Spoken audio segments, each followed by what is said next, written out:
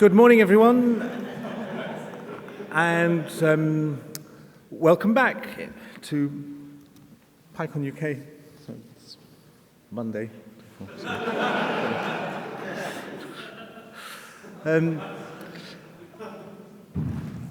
Is anyone here for the first day today? Is this anyone's first day?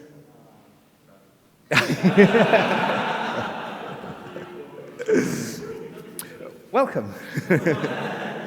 So we're going to rattle through some of the things that the other folks have heard several times before, so you'll have to check with your friends, but that's fine. So welcome back, everyone. I hope you've enjoyed the last 3 days. Thank you for being here. Thanks to everyone. I'm just going to run through these things. So it's a volunteer operation. We're a big team, and everybody is an important part of this team, and it doesn't happen without all of the volunteer committee and also all the volunteers on the day. So there's our video team. By the way, Tim would like some more video helpers. So if you can point a video camera in the right direction, please come and see Tim and he will show you what to do. There's nobody on that camera at the moment. Would somebody like to demonstrate being a volunteer by sitting behind that camera? Yes, please. Thank you very much. Okay. Oh, please see Danny or Tim. So, our STTRs providing the live speech-to-text transcription. Wendy and Laura, who are learning all about Python. Our sponsors, who are paying a very substantial portion of your ticket price, and we're very grateful to them. Go and say hello to them. City Hall, who make this a nice experience for us every single year. The AV team, Enthusiasm Events, looking after us, and everybody who has come forward to give a talk, a workshop, or some other activity, and you, the audience, too. I need to remind you about our code of conduct, which requires all of us to speak and act with respect, courtesy, and kindness. That applies to all of our spaces, including online and at social events. Please take a look. It's prominently listed on the website. In the event of any concerns about the code of conduct, you can come and discuss your concern with us or report whatever problem you think you want to talk about with us using any of those methods. It's treated confidentially, and there's a formal procedure by which they're handled. And you're welcome to use the code of conduct process to ask us questions about, just to check whether something was or was not appropriate.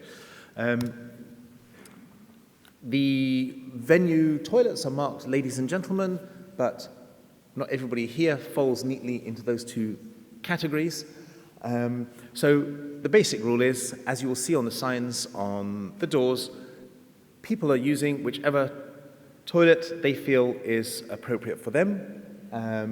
We ask you to respect them and the space and our policies, and not question or bother or harass anybody, even if you think that maybe they should be using a different one.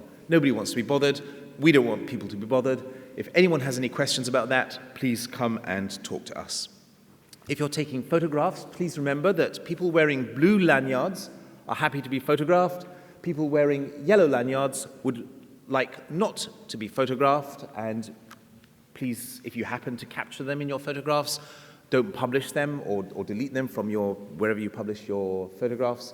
And if people are wearing a red lanyard, they are a conference volunteer and might be able to help you with things, and you can photograph them.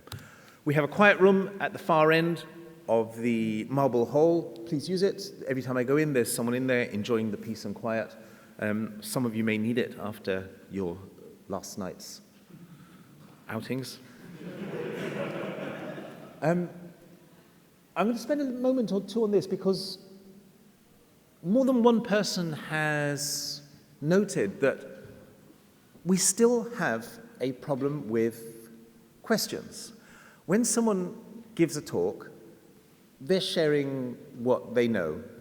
And what's a really nice experience for them is to have somebody in the audience ask a respectful question that but gives them a chance to say more about some aspect of the thing that they were talking about, and shows the other ways in which they've thought about that particular topic.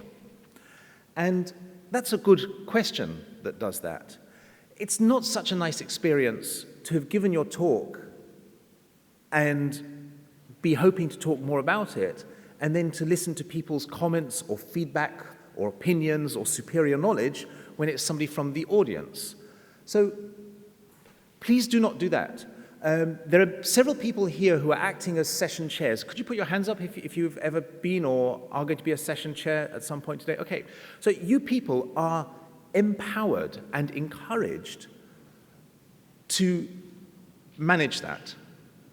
And when the sessions start, before you start taking questions, please remind people that a question is in the interrogative form and is not intended to be a comment or a discussion or an opinion. Those are interesting, but you can have those in private conversation with the speaker afterwards. We don't want to be too hard on this because, you know, when you're standing up there, and I've done it myself, you stand up there and you open your mouth and the wrong thing comes out. And one thing that can help is to write down your question on a piece of paper so that you've got a really succinct thing to say when you stand up. And that way your brain doesn't have to do too much work when you're standing up there in front of people trying to ask a question and then suddenly finding it turns into a rambling comment, which has happened to many people, including me. So please take a special care about that. If the speaker says, actually, I'd invite your feedback and comments and opinions, then that's okay. But unless they have explicitly said that, we really would like to hear questions and not comments.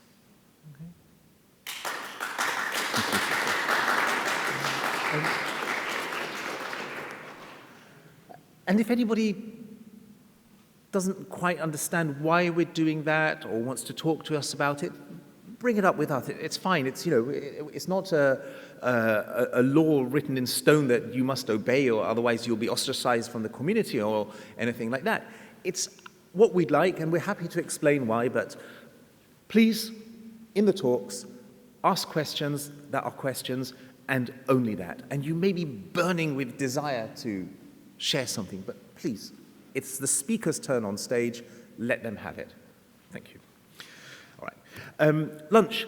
Thank you so much for your patience over lunch. We did have some difficulties on Friday and Saturday, and we changed the way things worked yesterday, and the feedback that we got was that it worked much better. So I hope that that was the general experience for most people. If you had any problems with feeling too hungry or having to wait too long or turning up and not finding the food that you expected, please come and talk to us. We'd like to get as much information as possible so that we can solve it and do it better so that you have a better lunchtime experience, because there's absolutely no fun in turning up for lunch and finding it gone or having to wait. So please do that. You'll notice on your badge, I think you'll notice on your badge, everyone's heard this before, but it says what time to come for lunch. Well, you can ignore the times. If it says A, turn up at 1 o'clock. If it says B or C, turn up at 1:30. If you need to come earlier, come earlier. It could be for any reason at all, because you're pregnant or diabetic or feeling a bit faint or not very well, or you've got to prepare for a talk. And you don't have to tell anybody why. You just say, if at the door, if somebody's saying, oh, please, is this your correct sitting? Just say, I'm sorry, I need to get my lunch now. And that's it. Nobody is going to ask you questions about why. If you need to eat earlier, you need to eat earlier, and that's it. It's nobody's business why. So feel free to eat earlier if you need it. But as much as possible, try to respect the lunch times, the lunch times there, because it makes it easier for us to have the right amounts of food for everyone. It worked reasonably well yesterday. I hope it will work again today. Lightning talks, you can sign up at the front desk. Mark, do you want to do a very quick lightning talk. Lightning talk. The lightning talk. So, you've probably heard this before. We have lightning talks every day between 5:30 and 6:30. They are a series of talks of 5 minutes or less. They can be much shorter if you prefer. If you would like to give a lightning talk, and we would like you to give a lightning talk, please write out your talk title, your name, and a description so that we can select talks by content on an index card and put it in one of these buckets. Depending on your experience as a speaker, you will pick either the new speakers bucket if you consider yourself to be an inexperienced speaker, or you will pick the yellow bucket that says everyone else.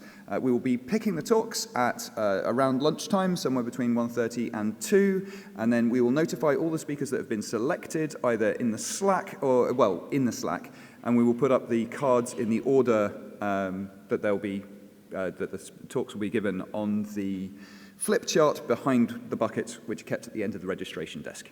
I look forward to seeing you later. Thank you, Mark. We really do love to hear your lightning talks and see your lightning talks proposals. We especially welcome them from new speakers. One of the really important things about lightning talks is that they're the gateway for you to come and give a full-length talk or some other kind of thing. So you know those notorious drug dealers who hang around school playgrounds and give out free drugs to the kids? Well, the lightning talks are a bit like that, except that you're not children and it's not actually illegal. And I probably have more tasteless metaphors where that came from, but I think I'll stop with that. So seriously, if you've got something you'd like to share, please come forward for a lightning talk. Today's your last chance for them. So what's happening today? Well, please take a look at the schedule. We've had one change to the schedule, which means that at 10:30 or after this morning's keynote, we're running on slightly relaxed day 4 conference time here. It's not quite the same as Namibian time, which is legendary, but it does stretch a bit, so I hope the Swiss and the Germans are not feeling too uncomfortable in the audience about this. Unfortunately, one of our speakers for personal reasons, hasn't been able to make it, but we've been able to get a replacement, so we'll have Nicoletta speaking in here. She was a keynote speaker last year. She's a mathematician and brings her mathematics to shine like a laser beam on different parts of the world, and she's going to be talking about mathematical analyses of meritocracy. So she's recommended. And now I'd like to welcome our final keynote speaker for PYCON UK 2019, Tobias Kunz, to come up on stage. Let's get you set up.